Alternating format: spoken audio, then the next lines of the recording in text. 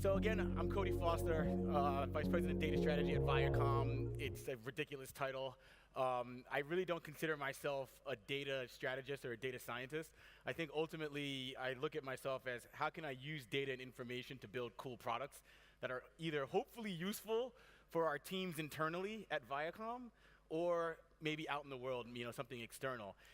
If you're a data strategist and you're using data and you're using machine learning, the approach has to, or the belief system of how you look at that data, in my view, has to be about breaking things into tangible parts. We have a tendency to really just BS all the time. And we won't look at things that are actionable. We'll look at a millennial mom, and say, oh, she's really trendy and she wants to be efficient and she likes to multitask. Well, how do you turn multitasking into an algorithm? How do you break that down into an input that you can potentially predict her behavior off of? And then second, we have to work with our creative teams. And I think that's why I'm talking about this convergence of art and science, is because we don't really do it. And that's absurd. I can't tell you how many meetings that I've been in where the engineers and the creative people haven't even met and they work at the same company. That has to change. And if it doesn't change, then I think you're really going to struggle in creating anything that's interesting and relevant for audiences that you're trying to reach.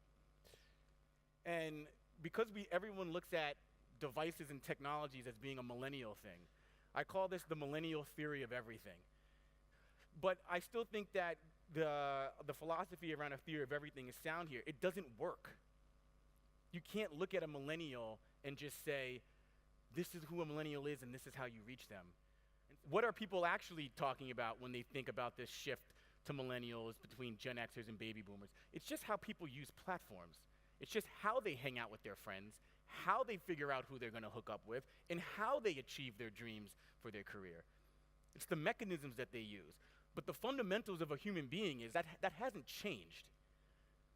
A millennial weren't dropped off, out of space, and they're these aliens that are between the ages of 18 and 34 years old. And if you approach it that way, then I really think you're missing a big opportunity. And that opportunity is, how can I break down people not based on their age, not based on the group or this broad brush like I did with all Danish people in my earlier slides? How can I look at micro audiences based on outcomes? How can I look at micro audiences based on who's persuadable? I don't care how old you are. Can I persuade you to do something that I want you to do? And then can I use machine learning to predict that in the future? Can I look at a taxonomy of attributes that says this woman is going to be pregnant in the next 6 months and she doesn't even know it yet? That is really what we need to look at. I don't care how old you are. How do people use platforms?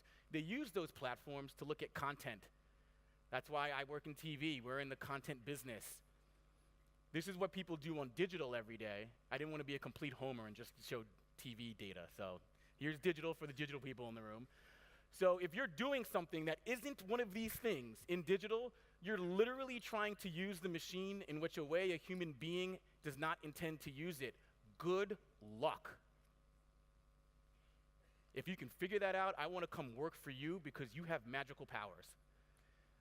And if you break it down even more, social networking, reading content, emails, and multimedia sites like a Netflix, like Hulu, like YouTube, that's 74% of the time a human being is online.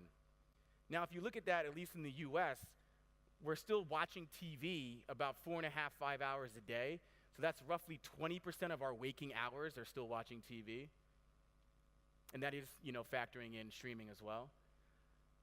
Think about that.